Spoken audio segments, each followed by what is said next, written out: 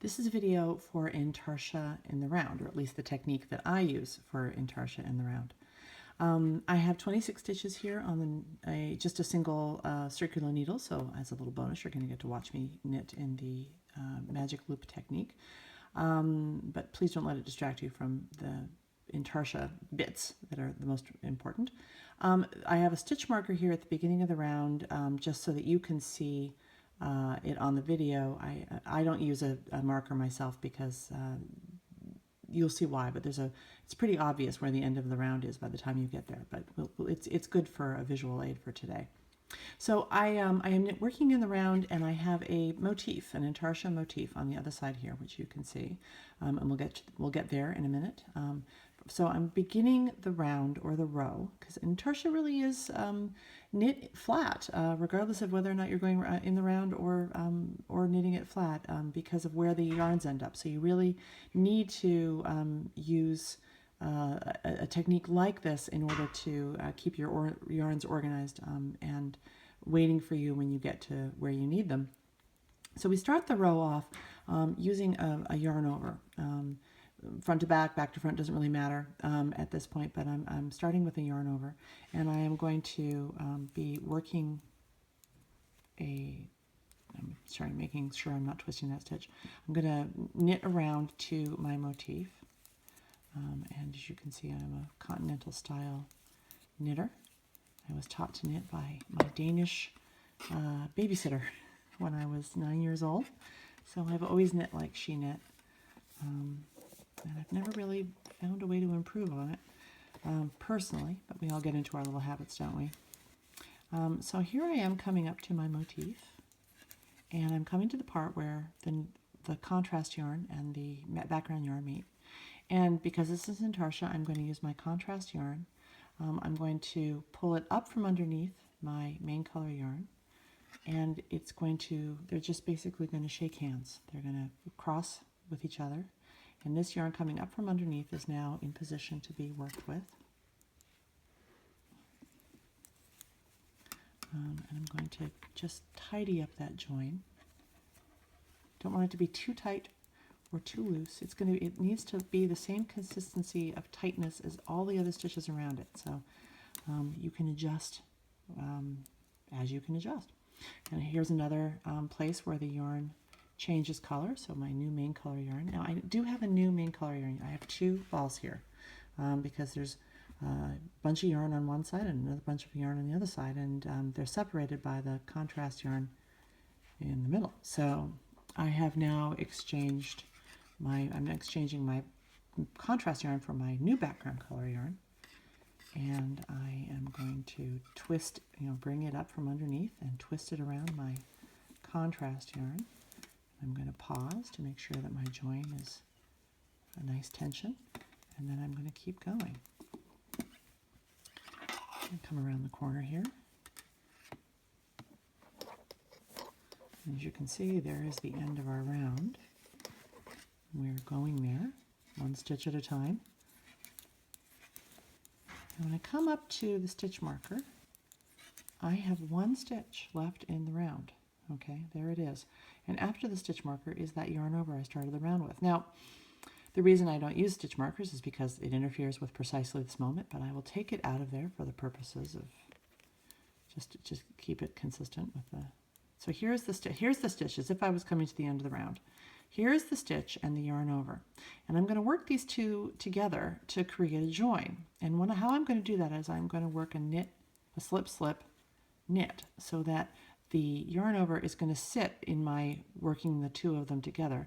The yarn over is going to sit behind the stitch in the fabric. And so I am now working a slip, slip, knit. If you're not a combination knitter, it's going to your stitches will sit a different way. But essentially, it's the truth is the same. You knit these two together so that the yarn over sits behind the stitch in the fabric. And so I'm going to turn my work around. I'm going to place my stitch marker again so that it's there, so you can see it when we get there, when we need it.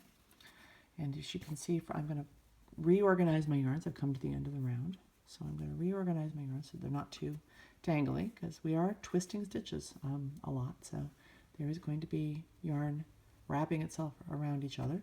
So as you can see, I don't use bobbins. I just use long lengths of contrast yarn. I do keep my main colors in their balls because there's just so much of them.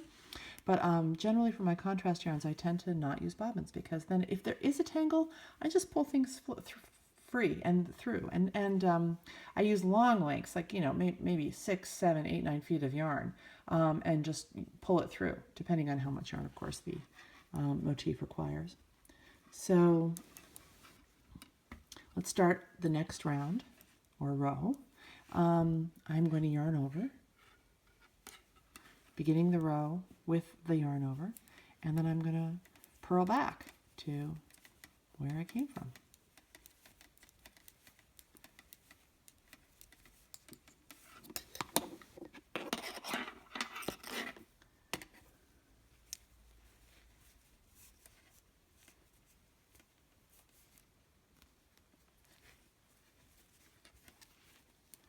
I am only working here with 26 stitches, so this is a little bit cozy.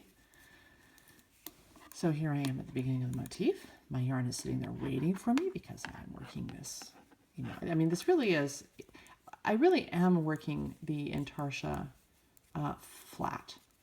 The join creates the illusion that it's been worked in the round, but you're still essentially working the right side and the wrong side of the fabric as if you were knitting it flat in a pieced sweater. So for some people, and this is true for me, I don't know if this is true for you, but this is true for me, my purl stitches are a little bit larger than my knitting stitches. So when I knit a sweater, generally I purl with a smaller needle than I knit, so that the stitches turn out to be about the same. And I determine that by swatching. So the wonderful thing about circular interchangeable needles is I'm able to keep my smaller needle on the needle that I would be purling, so that when I am purling the row, I am using the smaller needle on the purl side, and when I'm knitting the row, I'm using the larger needle. The working needle is the larger needle, and the stitches are just coming off of the purl side needle. So it works really wonderfully that way, and I recommend sort of trying that out if that's not something that hasn't crossed your path before, if your knits and your purls are different sizes. So I'm coming up to the end of the row, and I have, as you can see, there's the stitch marker telling me where the end of the row is. I have one stitch left. So what I'm going to do is I'm going to unseat it so that you can see how this works. Now, as you can see, these stitches are facing in different directions. So what I'm going to do is I'm going to reseat the stitches so that I can just do a purl together, again, so that the yarn over will fall in my working these two stitches together behind the stitch that's on the right side of the fabric. So that what you end up with, and then if I were going to continue and begin the next row, I would do a yarn over. What you end up with is, I don't know if you can see this, but here are the two rows, the two vertical rows of stitches that have been worked together to create this seamless join in the Intarsia and the round technique. And they are pretty consistent with the fabric around them. So you have something of a, not quite invisible join, but almost invisible join. There's a little more yarn in here, so there's a slight thickness of the fabric at this point. But essentially, it's an invisible join.